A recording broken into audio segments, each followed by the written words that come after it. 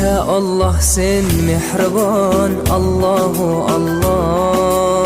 Seni deb qo'ydi bu jon, Allahu Allah. Senga muhtoj bor inson, Allahu Allah.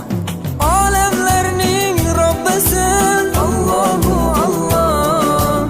Mu'minlarning panohi, Allahu Allah.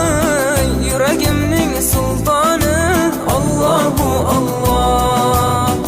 Hidoyat ayla bizga, Allahu Allah.